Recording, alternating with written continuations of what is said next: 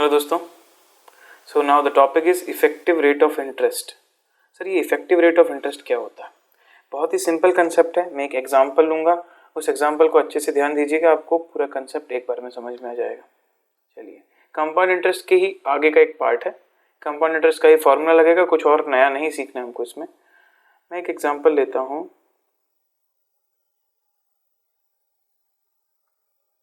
आपके पास है सेविंग्स आपने करी है ₹10,000 की। अच्छा, इसको आपको अभी यूज़ नहीं करना, ये सेविंग है, ठीक है। और आप चाहते हो कि 1 ईयर के लिए आप कहीं पे इसे इन्वेस्ट कर दो। अच्छा, पहला ऑप्शन था आपके पास कि आप SBI की FD में इन्वेस्ट कर दीजिए। SBI की FD का रेट था 6% पर एनम। साथ में उन्होंने कंपाउंडिंग भी बताई थी कि कंपाउंडिंग था एनुअली। ओके, दूसरा ऑप्शन था आपके पास कि आप PNB की FD में लगा दीजिए। PNB की FD में आपको मिल रहा था इंटरेस्ट रेट 5.8%, या फिर PNB ने भी बोला कि मैं 6% ही दूंगा आपको, 6% पर एनम, लेकिन उसने कंपाउंडिंग चेंज कर दी। उसने बोला आपको कंपाउंडिंग दी जाएगी सेमी एनुअली, मतलब हर 6 मंथ में, एवरी 6 मंथ या हाफ ईयरली, ये PNB ने बोला। फिर आप गए HDFC के पास। HDFC ने बोला हमारे पास FD कराइए, हम भी आपको 6% रेट देंगे, लेकिन हम जो है आपको कंपाउंडिंग करके देंगे क्वार्टरली। अब बताइए, आपके पास 3 ऑप्शंस हैं, state bank of India, PNB and HDFC। Sir, तीनों ही 6% इंटरेस्ट रेट दे रहे हैं, मतलब तीनों ही सेम अर्निंग देंगे, तो तीनों ही ऑप्शन मेरे लिए सेम है क्या? नो। सर, क्या कंपाउंडिंग से फर्क पड़ता है? जी हाँ, चलिए समझते हैं कैसे। पहले ऑप्शन को देखते हैं, ऑप्शन 1 SBI। ठीक है, आपने SBI में पैसे लगाए आज, ये कब तक लगाया आपने? 1 ईयर के लिए। इस दिन आपने 10,000 इन्वेस्ट किया। 1 ईयर में जो भी इंटरेस्ट अर्न होगा 6% से अर्न होगा। 1 ईयर में 6% से इंटरेस्ट अर्न होगा, ठीक है। और इस दिन आपको वापस से आपका अमाउंट मिल जाएगा 10,000 प्लस उसमें जो इंटरेस्ट आपका बना होगा CI, जो कि हमारा 1 ईयर का 6% से कितना बनेगा? अराउंड 10,000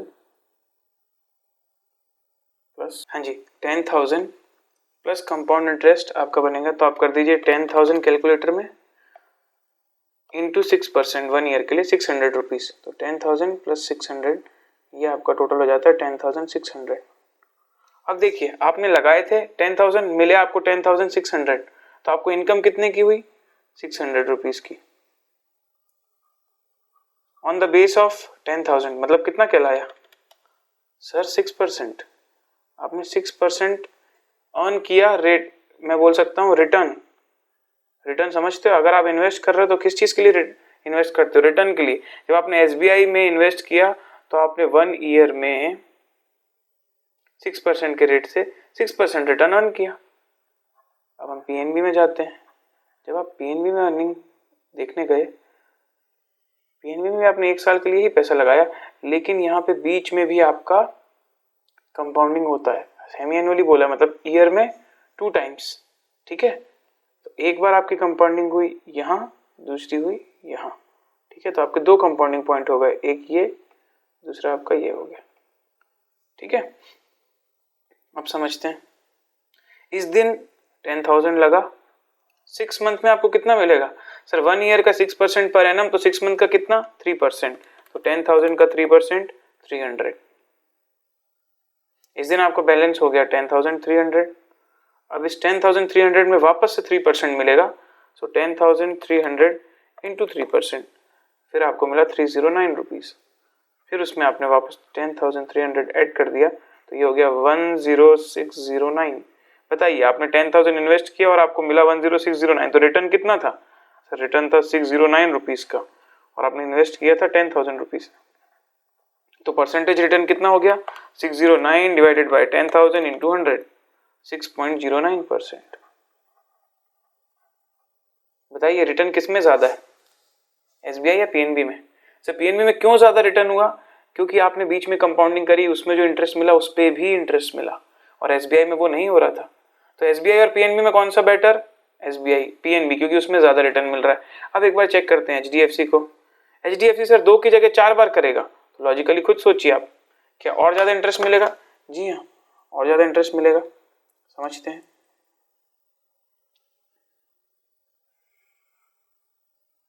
फिर से आपका, अब सर ईयर नहीं, हाफ ईयर भी नहीं, हर क्वार्टर आपका कैलकुलेट होगा इंटरेस्ट। तो कितनी बार होगा? 1, 2, 3 एंड 4। ठीक है, इस दिन आपने 10,000 रुपीज़ यहाँ पे डिपॉजिट किया, बैंक का नाम था एचडीएफसी। इन्होंने हर एक क्वार्टर में कैलकुलेट किया इंटरेस्ट का वैल्यू। ठीक है, अब हम शॉर्ट में करेंगे, हमको कंपाउंड इंटरेस्ट आता है। ठीक, मैं डायरेक्ट अमाउंट निकाल सकता हूँ।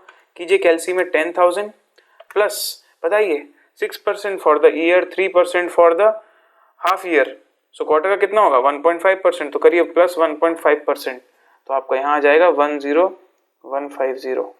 फिर से प्लस 1.5%, तो यहाँ हो जाएगा आपका 10302। फिर से प्लस 1.5%, तो यहाँ हो जाएगा 10456। फिर से प्लस 1.5%, तो यहाँ हो जाएगा 10614। अब बताइए 10,000 रुपीज़ आपका क्या होगा यहाँ पहुँचते पहुँचते तक? सर 10614। तो रिटर्न कितना मिला? 614। इन्वेस्ट कितना किया?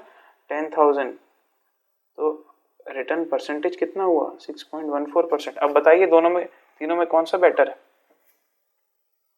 Sir HDFC. एचडीएफसी को क्यों चूज किया? Why HDFC is best? Because HDFC is giving highest return.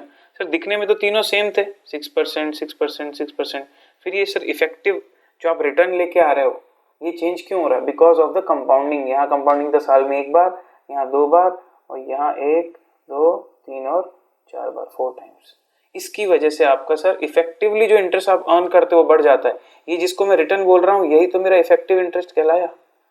दिखने में तो वो 6 लग रहा है, पर एक्चुअल में वो देता आपको, यहाँ 6 है, यहाँ 6.09 है, यहाँ 6.14 है।